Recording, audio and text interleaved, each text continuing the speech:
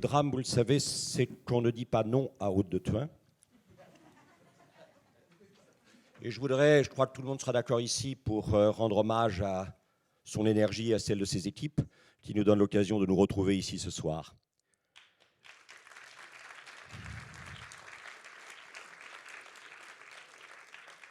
Une fois que j'ai dit ça, vous pouvez partir, le reste est beaucoup moins intéressant. J'avais Aude est délicieuse. Elle m'a dit, voilà, vous venez, c'est vous qui finissez, et il y a deux éléments du cahier des charges, Lille et oser. Alors vous allez peut-être me donner ma première image. J'espère que je vais savoir faire marcher cet engin, mais voilà.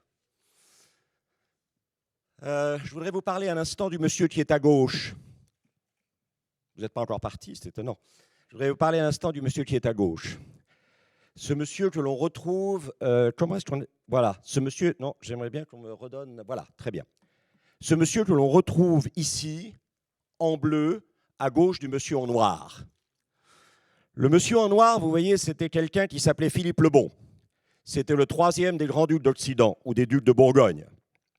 Alors n'oubliez pas, à l'époque, il n'y avait pas de roi de France. Il y avait ce qu'on appelait un roi de Bourges. C'était quand même beaucoup plus réduit. Et ce monsieur, donc, que nous retrouvons ici, à gauche, mais que nous allons grossir un tout petit peu pour les besoins de la cause, il s'appelait Nicolas Rolin. Il était né natif d'Autun. Il était chancelier du duc de Bourgogne. Il avait infiniment plus de pouvoir à l'époque que M. Jean-Marc Ayrault en a aujourd'hui. Car à l'époque, la Bourgogne allait de 40 km au sud d'Autun. Je ne suis pas sûr qu'elle y aille aujourd'hui, qu'elle est réduite à la côte de Beaune, la côte de Châlons et la côte de Nuit. Et elle allait jusqu'aux Zuiderzee actuels. Alors je vais oser une énorme remarque. Les États-nations du XIXe siècle ont fait leur temps. Ils ont été des formes essentielles du vivre ensemble, ils sont en train de tuer le vivre ensemble. La France n'existera que dans un ensemble européen fort. Oser la France, chère Aude, vous le savez, c'est oser le monde et surtout oser l'Europe. La France n'a pas toujours existé, elle n'existera pas toujours.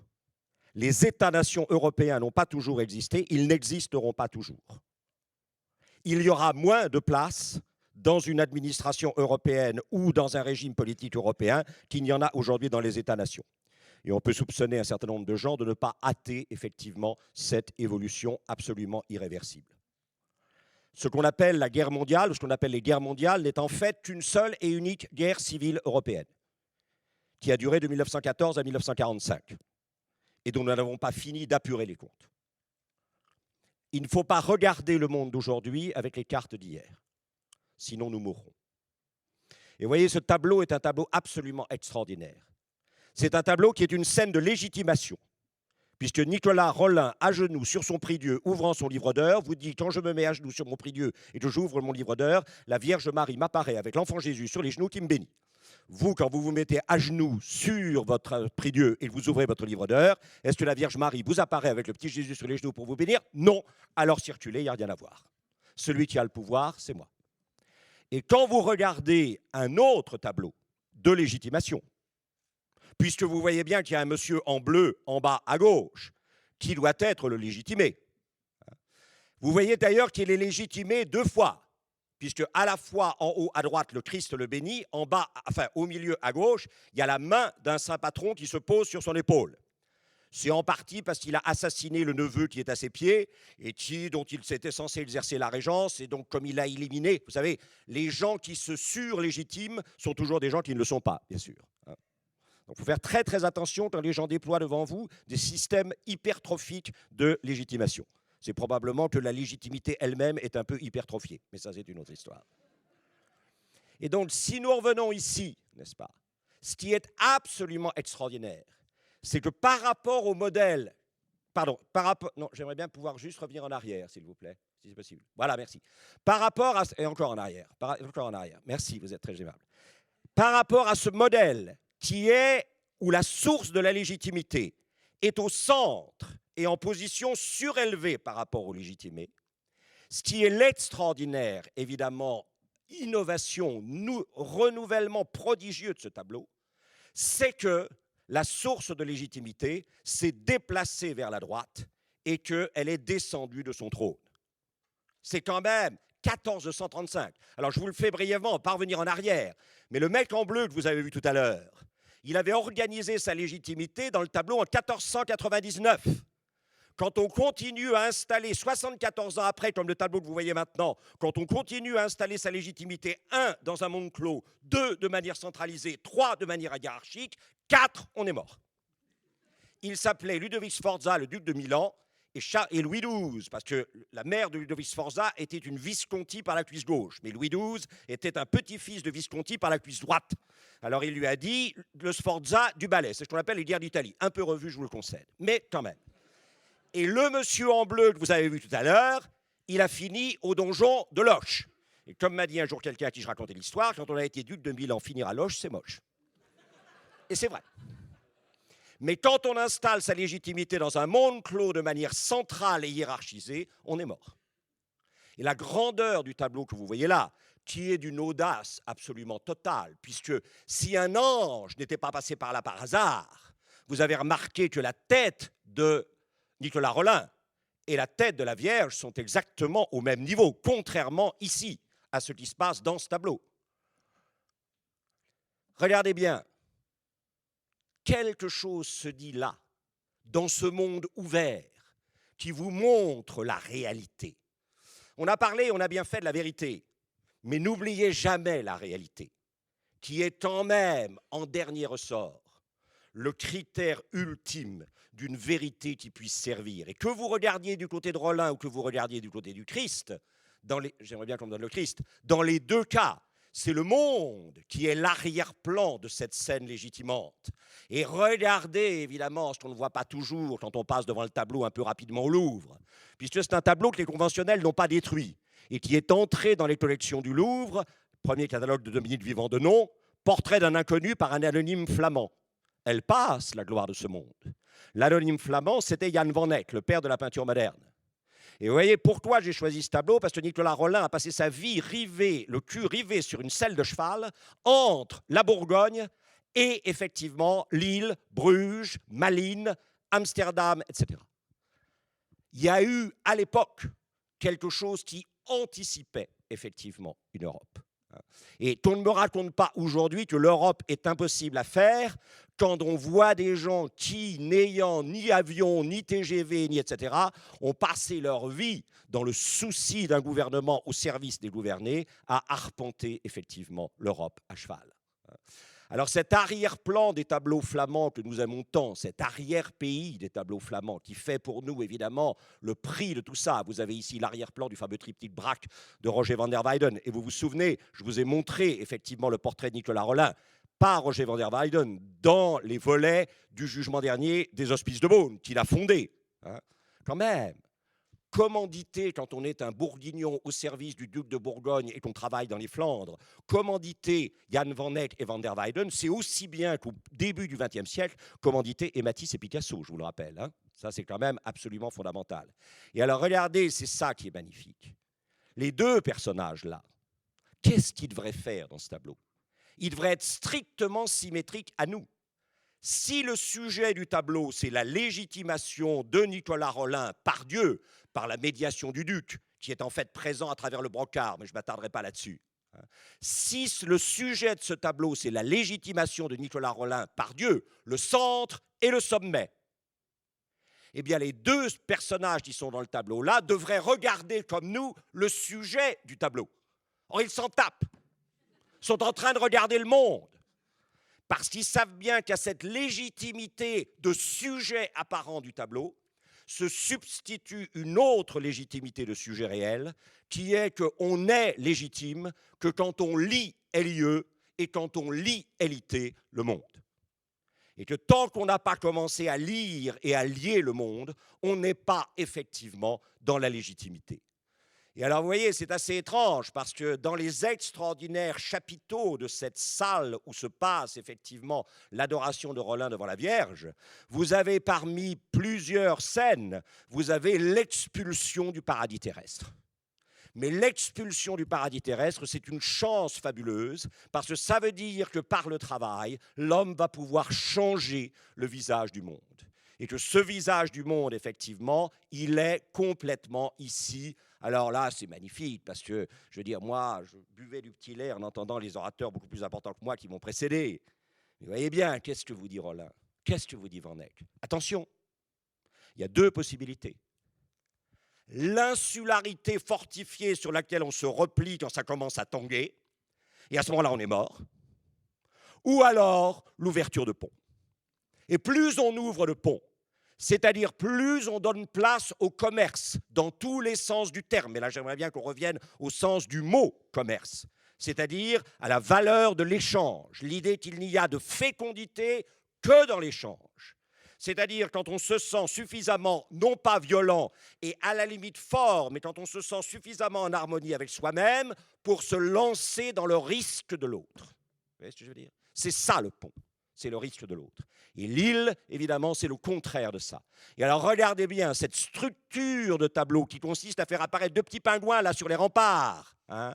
Elle a été tellement populaire à l'époque que quelqu'un d'autre l'a adoptée, bien sûr, puisqu'à gauche, vous avez le Van Eyck de Nicolas Rollin, et à droite, vous avez l'une des versions du fameux tableau qui s'appelle Saint-Luc peinant la Vierge de Roger van der Weyden, c'est toujours les mêmes, dont nous n'avons pas l'original, mais dont nous avons 4 copies d'atelier, l'une à Boston, l'autre à Bruges, la 3e à Munich et la 4e à Saint-Pétersbourg.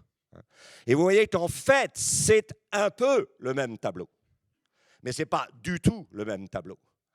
Vous avez bien les deux personnages qui sont sur les remparts et qui reprennent la posture, effectivement, du Van Eyck. Et vous voyez que finalement, très probablement, le Van der Weyden, qui est, on suppose, d'environ 5 à 10 ans postérieur au Van Eyck, n'aurait pas pu fonctionner sans lui. Mais ce qui est absolument extraordinaire, bien sûr, c'est qu'il s'agit bien de Saint-Luc peignant la Vierge. On ne prête qu'aux riches, vous savez. Saint-Luc est à la fois un apôtre, un évangéliste, un médecin et un peintre. Quand, dans le catholicisme romain, on a essayé de réagir contre la querelle iconoclaste qui montait déjà de Byzance, on a fait monter en force Saint-Luc en disant que ça a été le premier à peindre l'icône de la Vierge. Et donc, avec l'autorité de Saint-Luc, on a pu continuer à faire des images là où Byzance disait qu'il ne fallait surtout pas se laisser aller au culte des idoles. Et c'est Saint-Luc, parce que vous reconnaissez dans le coin derrière à droite, effectivement, son animal emblématique qui est le taureau, ce qu'on appelle le tétramorphe. Et vous voyez, c'est ça qui est extraordinaire. Il peint. Il est en train de faire image. Et vous voyez, si vous vous souvenez du Van Eyck, la Vierge à droite légitimait Rollin qui était à sa droite. Et la hauteur de leur tête était exactement le même, ce qui pour Rollin était une revendication d'égalité absolument prodigieuse, quasi sacrilège. Mais maintenant, vous avez un Saint-Luc qui occupe la position de la Vierge, c'est-à-dire la position de création du sens, et dont la tête est supérieure à celle de la Vierge, n'était le dais, parce que nous sommes entrés dans un monde de l'image, et que qui fait image dit finalement la réalité du sens qu'il met en image. Et alors, évidemment, c'est vertigineux, les tableaux comme ça. 1440 et 45. Il y a des gens qui découvrent ce genre de choses en disant c'est assez dramatique, depuis quelques années, dans le monde occidental, on finit par s'apercevoir que l'image est peut-être plus importante que la réalité et que c'est le faiseur d'image qui est plus écouté ou plus regardé. 1445. Hein. Non, mais parce que Aude m'a dit, il ne faut pas les faire peur, il ne faut pas leur faire peur. J'ai dit, non, on ne va pas leur faire peur, au contraire, on va les rassurer sur le fait que plus ça change et plus c'est la même chose. Et que quand on sait que les gens sont déjà passés par là, c'est extrêmement rassurant, parce que finalement, ils s'en sont sortis, il n'y a pas de raison qu'ils ne s'en sortent pas non plus. Et alors, si vous regardez attentivement, effectivement, les détails, hein, c'est quand même assez extraordinaire, ce moment. Moi, j'ai toujours dit, ça a fait rire Henri Loiret l'autre jour, le directeur du Louvre. Je lui disais, voyez, monsieur, je pense qu'à la limite, il y a un moment où la Vierge et Saint-Luc se sont dit, eh merde de faire la Vierge et Saint-Luc, on va aller regarder le monde. Hein. Et le monsieur et la dame que vous voyez là sur les remparts, en fait, c'est eux qui en ont eu marre de jouer un certain rôle dogmatique, car c'est bien la question. Si le dogme nous empêche de voir le monde, alors il faut effectivement oser dire que le dogme porte la mort et que c'est le monde, le réel, qui porte la vie, c'est clair. Hein. Et alors regardez bien, dans cette juxtaposition assez exceptionnelle du sujet de l'image et du faiseur d'image, derrière le sujet de l'image, qu'est-ce que nous voyons ? Eh bien, nous voyons une pauvre femme qui est en train de remonter ses seaux depuis le fleuve où elle est allée chercher de l'eau pour les apporter dans la ville. Ville admirablement peinte par Van der Weyden qui a d'abord été un enlumineur. Et regardez évidemment qu'est-ce qui se passe. La question, c'est que cette femme qui occupe là, en 1445, la périphérie du tableau, elle est complètement rejetée dans l'insignifiance. Eh bien, il y a des gens qui ont compris, il y a des gens qui ont contribué à ce que 3 siècles après, cette femme occupe le centre du tableau. Et vous voyez, un grand leader, c'est quelqu'un qui va chercher ses signes à la périphérie. C'est quelqu'un qui voit plus le signe que les autres, qui les voit avant les autres, mais qui ne voit pas les mêmes signes que les autres. Elle où il cherche les signes de la périphérie. Et elle où il se demande constamment, parmi ces signes de la périphérie, quels sont ceux qui demain seront au centre. Car si la translation n'est pas anticipée, l'œuvre commune est déjà morte. Et vous voyez, alors un jour, quelqu'un m'a dit, bon, c'est bien votre Chardin là, qui sort tout d'un coup un peu miraculeusement des fins fonds du Van der Weyden, ça fait chic et choc, hein, on voit bien que vous avez pratiqué ça, mais alors la suite, c'est vrai que c'est une bonne question. Après Chardin, quoi? Ben, je crois, après Chardin, regardez bien les bouteilles, après Chardin, ça. Vous voyez? Et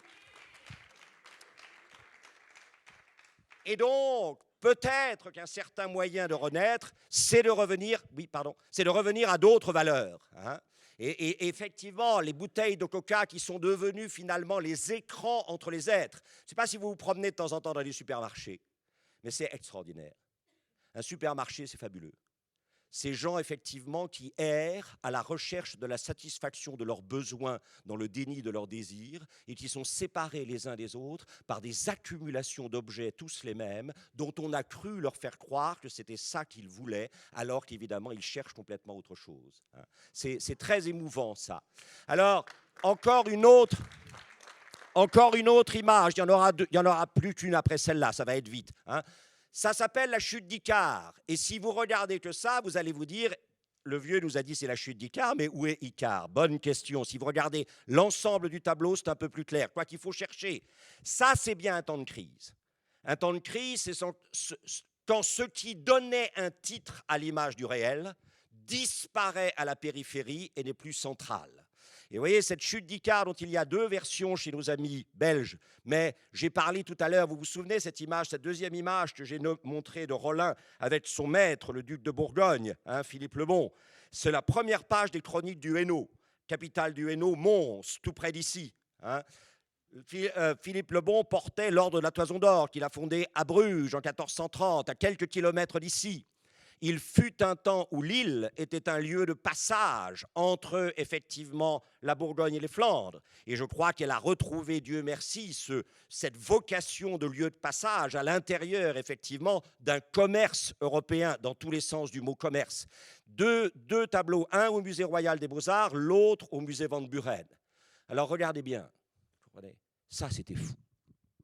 Faire comprendre à des gens que la terre n'était pas stable, qu'elle tournait sur elle-même. Ça, c'est Nicolas Jonclinck, hein, un grand graveur d'Anvers qui a commandé ce tableau à Bruegel.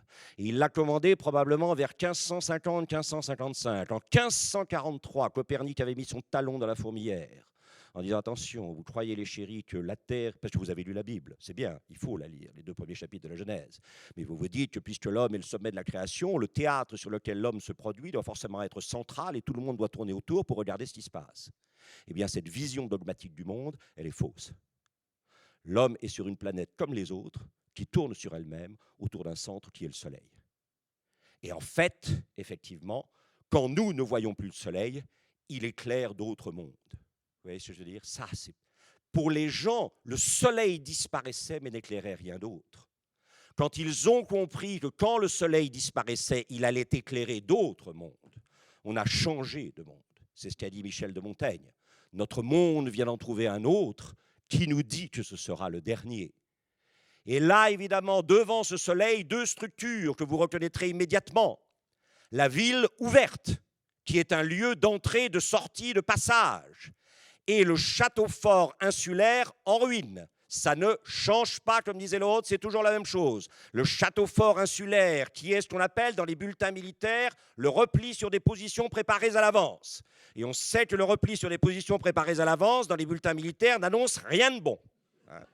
Et puis de l'autre côté, au contraire, la ville ouverte, c'est-à-dire la ville qui s'enrichit d'accueillir et de permettre de nouveaux départs. Et alors vous voyez bien que dans cette juxtaposition des 2 formes, le port bien sûr, ouvert et le château fort fermé, on est exactement dans la même vision du monde que celle que déployait Van Eyck dans, effectivement, la Vierge du Chancelier Rollin. Alors, vous cherchez Icare depuis tout à l'heure, et vous avez raison, le voilà.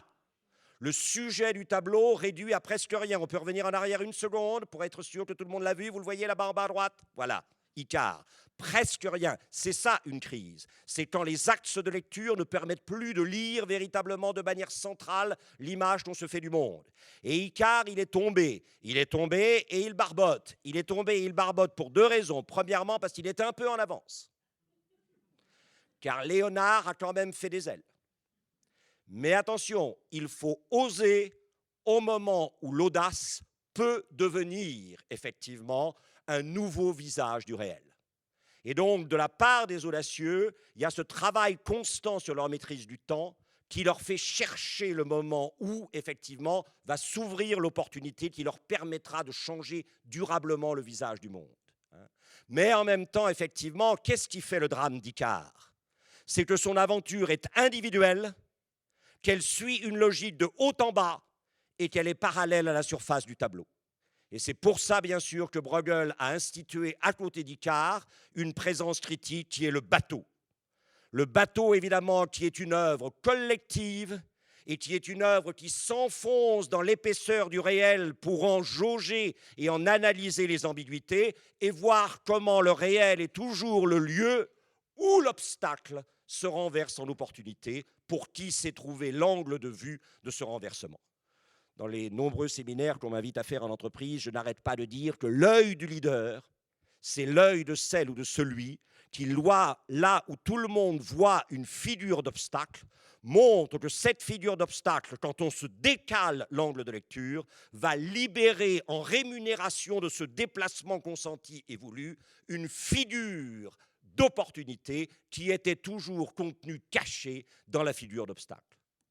Et cela ne peut pas se faire. Alors évidemment, on vous dira de rêver aux étoiles. Mais le problème quand vous rêvez aux étoiles, c'est que les moutons foutent le camp. Donc faites très attention à ça. Bruegel fait très très attention. Il faut oser regarder les étoiles tout en conservant les moutons, sinon vous aurez un problème. Et c'est là effectivement où l'attitude la plus extraordinaire, c'est « Ah, que j'ai aimé, monsieur, quand vous avez parlé du sillon tout à l'heure. » Je me suis dit « Mais c'est pas possible, on lui a montré des images.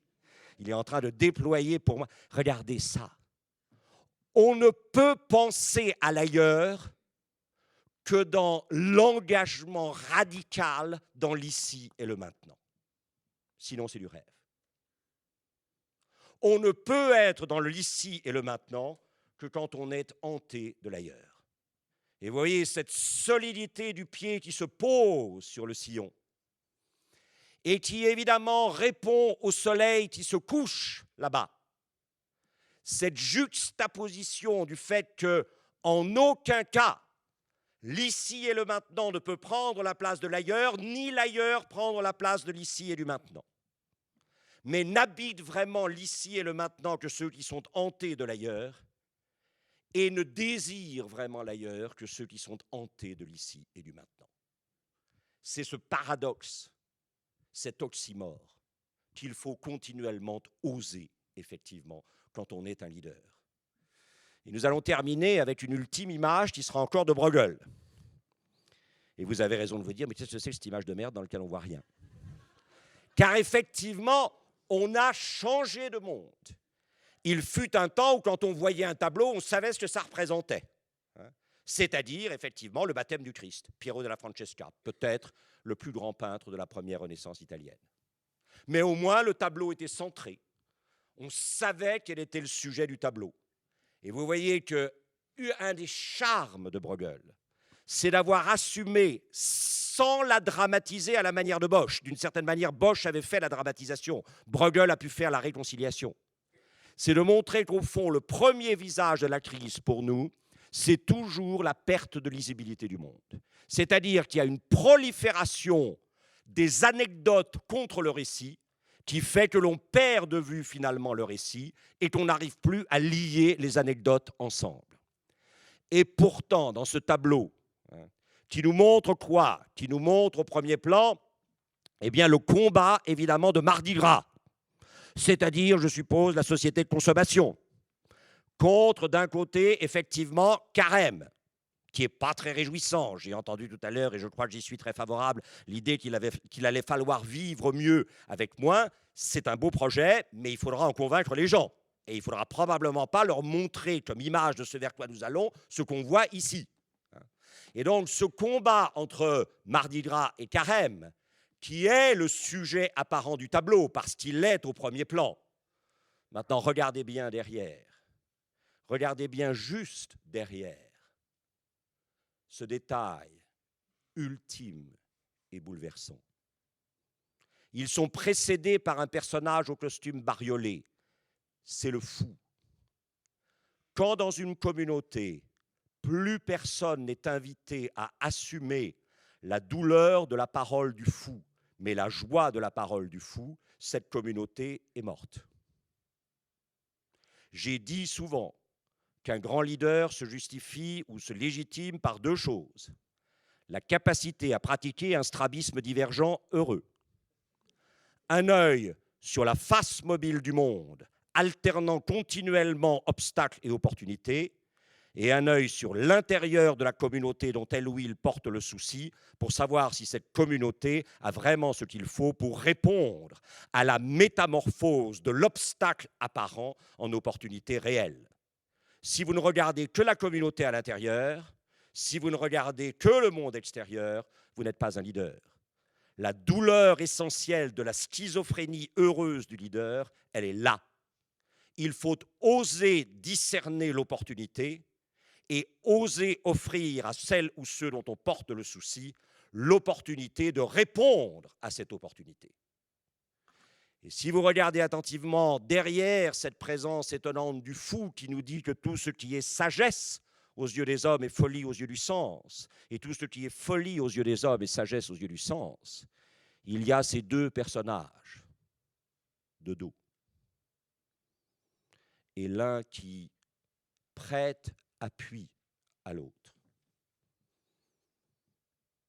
Chacun d'entre nous ne traversera cette crise qu'à la mesure où il aura osé, sans jamais prendre la place de l'autre, dans la mesure où il aura osé servir de point d'appui à une autre traversée que la sienne. Merci.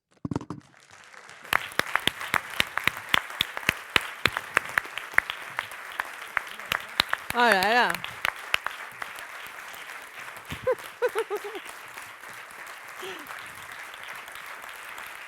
Bravo. Merci beaucoup.